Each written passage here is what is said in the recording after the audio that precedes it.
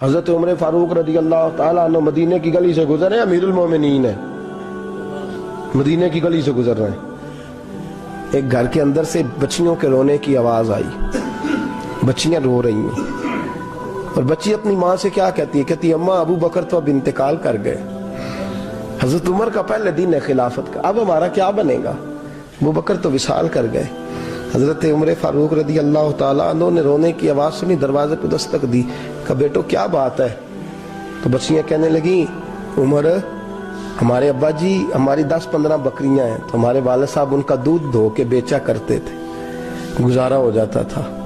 جس دن ابا جی فوت ہوئے تو اس دن سے لے کر ابو بکر صدیق روز عصر کے بعد آیا کرتے تھے، ہماری بکریوں کا دودھ دھو کے دیتے تھے، کچھ ہم پیتی تھی، کچھ بیچ لیتی تھی، گزارا چلتا تھا۔ جس دن ابو بکر صدیق خلیفہ بنے تو ہم نے جا کے کہا ابو بکر اب کون دودھ دھوئے گا؟ تو سیدنا صدیق اکبر رضی اللہ تعالیٰ عنہ نے فرمایا بیٹے پہلے تو میں مرضی سے خدمت کرتا تھا، اب تو مصطفیٰ کی امت کی نوکری میری ڈیوٹی بن گئی ہے، تو میں آؤں گا۔ بچیاں رو رہی ہیں، حضرت عمر کو بتاتی ہیں، کہتی ہیں ابو بکر چلے گئے ہیں تو ہم پریشان ہیں، یتیم ہیں، لاوارث ہیں، بھائی کوئی نہیں، کون آئے گا، کون دیکھ بھال کرے گا؟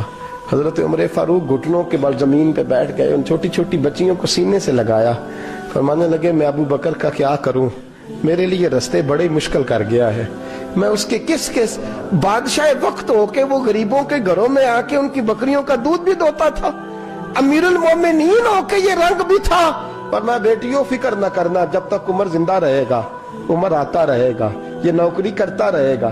کچھ دن بیتے تو حضرت عمر فاروق کو یاد آیا اوخو مدینے میں ایک بوڑھی اماں بھی رہتی ہے جس کا کوئی گھر کا کام کرنے والا نہیں، اور جس بی بی کا کوئی بال بچہ نہیں اور آنکھوں سے بھی وہ نابینی ہے۔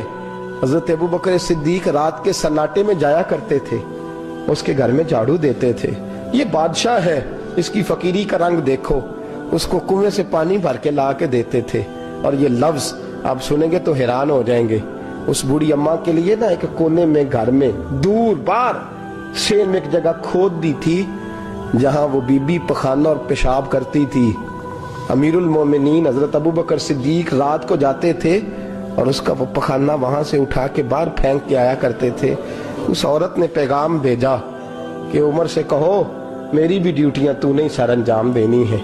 عمر فاروق ساری رات کام کرتے، سناٹا گہرا ہوتا تو جھاڑو دبایا ہے بغل میں، اور عمر فاروق نکلے ہوئے اس بی بی کے گھر میں جھاڑو دیا جا رہا ہے۔ حضرت انس بن مالک فرماتے ہیں میں نے آخری عمر میں بھی اس بوڑھے عمر کو دیکھا ہے، اس بڑھاپے میں بھی میں نے اس شخص کو دیکھا ہے کہ جب وجود کمزور ہو گیا، داڑھی سفید ہو گئی، لیکن پھر بھی اس کا انداز نہیں بدلا، اس نے ساری زندگی بادشاہی میں فقیری کر کے گزار دی، یہ پھر بھی کسی کے گھر میں جھاڑو دیتا ہے، کسی کی بکریوں کا دودھ دھوتا ہے، یہ کسی غریب میرے دوست یہ۔ اور جب سیدنا فاروق اعظم رضی اللہ تعالیٰ عنہ خطبہ دینے بیٹھتے ہیں تو کپڑے پھٹے ہیں، پیبند لگے ہیں، مزاج سادہ ہے، بڑا مال آیا ہے، بڑا مال، لیکن تقسیم کر دیا، اور یہی انداز آگے اپنے گورنروں کو دیا۔ حضرت سعید بن عامر رضی اللہ تعالیٰ عنہ آپ کے گورنر ہیں، حمص کے گورنر ہیں۔ جب لسٹ آئی نا غریبوں کی، حضرت عمر نے کہا کہ حمص کے جتنے غریب لوگ ہیں ان کی لسٹ بنا کے بھیجو، ان کو چندہ لگانا ہے۔ تو 18ویں نمبر پر حضرت سعید بن عامر کا نام بھی آ گیا، گورنر صاحب کا۔ تو حضرت عمر نے سوچا شاید کوئی اور سعید بن عامر ہے، فرمانے لگے یہ کون ہے؟ جس کی ڈیوٹی لگائی تھی اس سے کہنے لگے یہ سعید کون ہے؟ تو کہا حضرت جی ہمارے صوبے کا گورنر۔ تو فرمایا اس کی لسٹ فقیروں میں؟ فرمانے لگے پتہ نہیں آپ نے کیا رنگ بھر کے بھیجا ہے، مہینہ مہینہ یہ شخص درختوں کے پتے کھا کے گزارا کر دیتا۔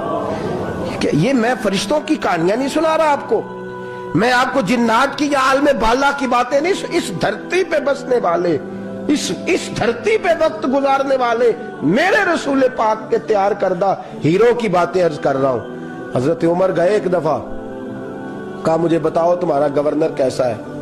تو حمص کے لوگ کہنے لگے ہمیں اپنے گورنر سے 4 شکایتیں۔ کون کون سی؟ کہ پہلی بات تو یہ ہے کہ گورنر صاحب کو چاہیے فجر کے وقت آئیں، یہ سورج نکل آتا ہے تو باہر آتے ہیں گھر سے، سورج نکل آتا ہے تو آپ کہہ کے تو دیکھیں کسی معمولی سرکاری ملازم سے بھی، फिर आप देखिए आपका क्या बनता है। कहा ये सूरज निकलते वक्त आते हैं। दूसरी शिकायत ये है कि दिन को मिलते हैं रात को नहीं मिलते। तीसरी शिकायत ये है कि महीने में एक दिन मिलते ही नहीं, गवर्नर साहब। चौथी शिकायत है कि रोते हैं, कभी कभी इतना रोते हैं कि बेहोश हो जाते हैं।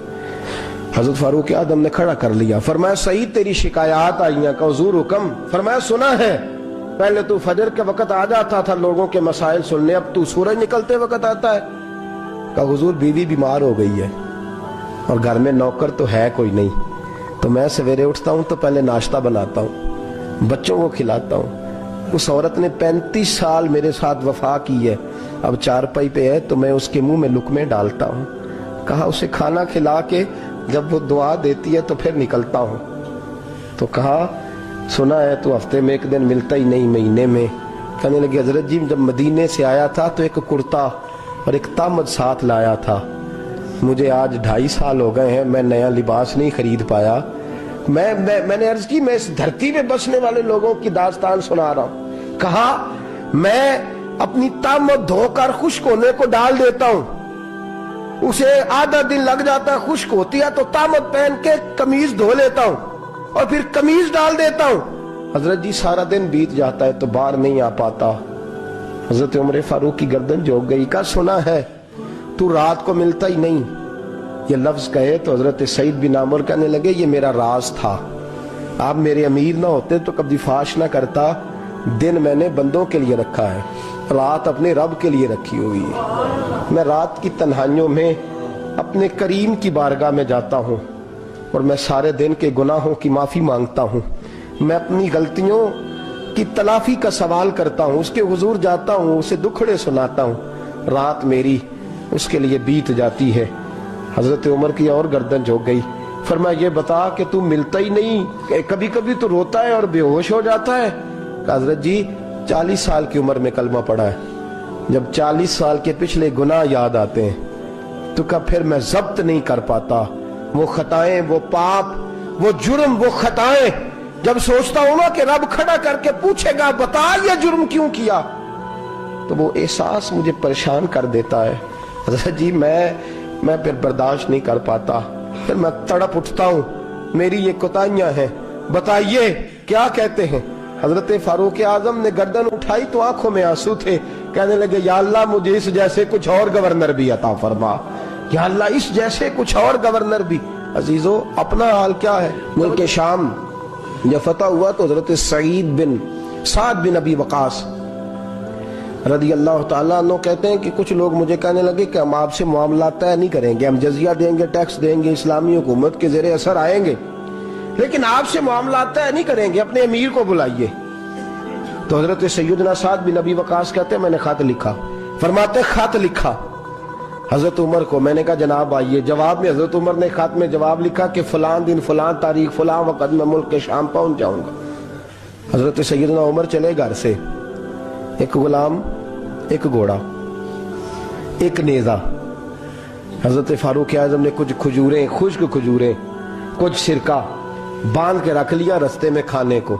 ये बादशाही में फकीरी हो रही है। लाखों मुरब्बा मील का हुक्मरान है, करोड़ों अरबों रुपए पास पड़े हुए, वो सारी चीजें रख ली और सैयदना उमर फारूक रदी अल्लाह ताला अन्हु चलने लगे। अब गुलाम से कहने लगे भाई मेरा घोड़ा जरा माड़ा है, कमजोर है, तय कर ले, इतने मील तू घोड़े पे बैठेगा, मैं पैदल चलूंगा, फिर इतने मील मैं घोड़े पे बैठूंगा, तू पैदल चलेगा।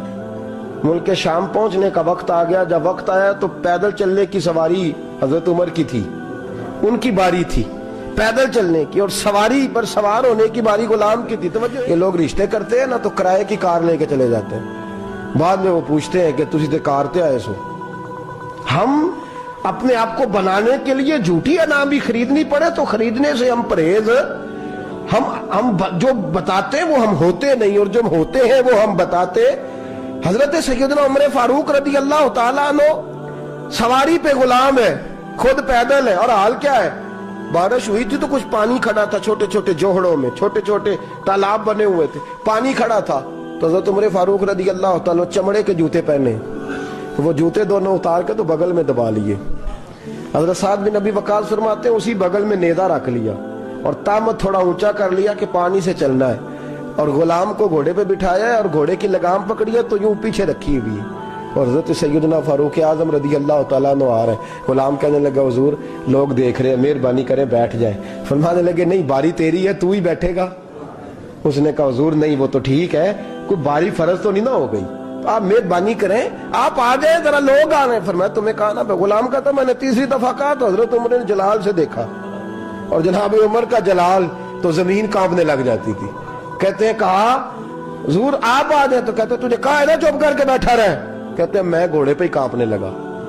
غلام اب حضرت سعد بن ابی وقاص کہتے ہیں سورج غروب ہو رہا تھا، شعائیں پانی میں پڑ رہی تھی، حضرت عمر پانی سے، میں نے غور سے دیکھا تو دوڑا گیا، جا کے نا بچے نہیں مشورہ دیتے ابا جی کو، ابا جی انج نہیں کریدا، دور بدل گیا جے، کہتے میں دوڑا گیا اور جا کر کے حضرت سیدنا عمر فاروق کو کہا حضور مہربانی کریں، ٹھیک ہے آپ کی درویشی سے کون آگاہ نہیں، وزیر کھڑے ہیں، سفیر کھڑے ہیں، بڑے بڑے عمرا، بڑے بڑے ملکوں کے حکمران ہیں، آپ مہربانی کریں یہ تم ذرا نیچا کریں اور جوتا پہن لے، اگر خراب ہو گیا تو اللہ نیا بھی دے دے گا، اور مہربانی کریں ذرا غلام کو کہیں نیچے آ جائے۔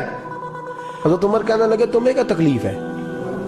کہا حضرت جی وہ وزیر مشیر کھڑے ہیں، یہودی ہیں، عیسائی ہیں، نجرانی ہیں، وہ بڑے بڑے مذاہب کے اور بڑے بڑے ملکوں کے ہیں، آپ کا بڑا نام سنا ہے۔ حضرت سیدنا سعد بن ابی وقاص فرماتے ہیں میرے ساتھ اتنا ترش رویہ حضرت عمر کا پہلے کبھی نہیں ہوا، کہتے ہیں ماتھے پہ شکن آیا اور کہنے لگے تجھے تیری مار ہوئے، ان 4 لوگوں کے لیے میں اپنے نبی کا طریقہ چھوڑ دوں، ان 4 دنیا داروں کے لیے نبی پاک کا طریقہ چھوڑ دوں؟ فرمانے لگے سر سے پگڑی اتاری حضرت عمر نے جلال میں، فرمانے لگے میرے سر پہ جو بال ہے نا یہ مجھے کسی دنیا دار نے نہیں دیے، یہ ساری عزتیں مجھے آمنہ کے لال نے عطا فرمائی ہے، اور میں ان محبوب کا طریقہ ان 4 لوگوں کی خاطر چھوڑ دوں؟ فرمایا قرآن کہتا ہے ان اللہ یامر بالعدل والاحسان، جب میں نے خود عدل کا تقاضا یہ رکھا ہے کہ کبھی وہ بیٹھے گا کبھی میں بیٹھوں گا، باری اس کیا تو میں کیسے بیٹھ جاؤں؟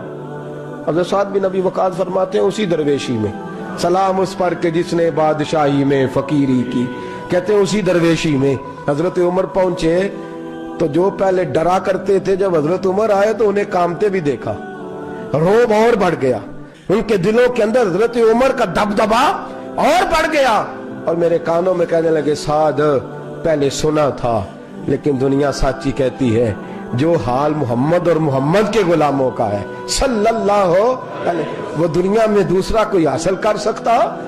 آج ہمارے پروٹوکول، ہمارے دبدبے، ہماری انا پرستیاں، ہمارے دعوے، ہمارے طریقے، میرے عزیزوں لوگ ہمیں آ کے مثال دیتے ہیں، کہتے ہیں یورپ کی فلاں گلی میں یہ ہوتا ہے، میں نے کہا وہ گرد راہ کو نہیں پہنچ سکتے، یہ ساری چیزوں تو میرے مصطفیٰ کے غلاموں سے حاصل کیا لوگ، ہم نے چھوڑ دی، غیروں نے اپنا لی، خدارا اپنی زندگی میں تبدیلی لائیں، درویشی، سادگی، بے تکلفی، یہ زندگی حسین ہوتی ہے، یہ زندگی سکون والی ہوتی ہے، یہ زندگی اچھی ہوتی ہے، یہ فرحت اور تازگی والی ہوتی ہے۔ اپنے آپ کو ان تکلیفوں اور آلائشوں میں مبتلا نہ کریں، اگر اللہ مال دے، عزت دے، دولت دے، اللہ تعالیٰ نفاست عطا کرے تو پھر اپنے آپ کو سادہ کریں، آزاد کریں، کھلی ہوئی کتاب بنا کے اپنے آپ کو رکھیں۔ مجھے ایک بچہ کہنے لگا حضرت جی جب بھی آتے ہیں آپ کہیں بیٹھے مل جاتے ہیں، ہم کسی کو لا کے کہتے ہیں جناب حضرت جی بڑے مصروف ہیں اور آپ یہاں آگ تاپ رہے ہیں جلا کے، مہربانی فرمائیں۔ میں نے کہا یار 2-4 دن تو بن سور کے بیٹھنا بندے کے لیے آسان ہوتا ہے، سارا دن ملمہ سازی کر کے رکھنا اتنا آسان کام تو ویسے بھی بندہ جو ہو وہ نظر آئے تو اس کے لیے زیادہ بہتر ہوتا ہے، جو ہو وہ دکھائی دے وہ زندگی آسان ہو جاتی ہے، بہتر ہو جاتی ہے۔ اور ویسے بھی جو کھلی ہوئی کتاب ہوتی ہے اس میں لوگ مشکوک نہیں ہوتے، جو بندی ہوئی ہوتی ہے نا اس میں لوگوں کو خبر نہیں ہوتی کہ نہ جانے یہ کیا معاملہ ہے۔ میرے عزیزوں اپنے آپ کو بے تکلف بنائیں، بے تکلف سے مراد یہ نہیں کہ جیسے بے تکلفی ہم نے ایک غلط چیز کا نام بے تکلفی رکھ دیا ہے کہ جو آدمی بات پہ ٹھٹھا کرے، بات میں مذاق کرے وہ بے تکلف ہوتا ہے، یہ تو بے تکلفی اسلام اس کو پسند ہی نہیں۔ بے تکلفی سے مراد یہ ہے کہ جھوٹی انا نہیں بنائے، جھوٹے معاملات اپنے گرد نہیں اوڑے۔ اپنی اگر اللہ آپ کو بہت زیادہ مال و دولت دیتا ہے تو جتنا وہ مولانا رومی کہتے ہیں جتنا ٹہنی پہ پھل زیادہ لگتا ہے نا اتنی وہ ٹہنی جھک جاتی ہے، جو اکڑی ہوتی ہے سمجھو وہ خالی ہوتی ہے۔ اگر آپ پھلدار ہیں تو پھر آپ کو جھکے، پھر آپ کو با اخلاق ہونا چاہیے، با مروت ہونا چاہیے، پیار والا ہونا چاہیے۔ زندگی میں اس چیز کو ضرور اپنائیے، بڑے لوگ وہی ہوتے ہیں جن کا کردار بڑا ہوتا ہے، بڑے وہی ہوتے ہیں جن کی بات بڑی ہوتی ہے، کوئی باتوں سے اور پروٹوکول سے کبھی بڑا نہیں ہوتا، ہمیشہ مدحت خیر الانام میں گزرے، دعا ہے یہ عمر درود و سلام میں گزرے، آخر دعویٰ الحمدللہ۔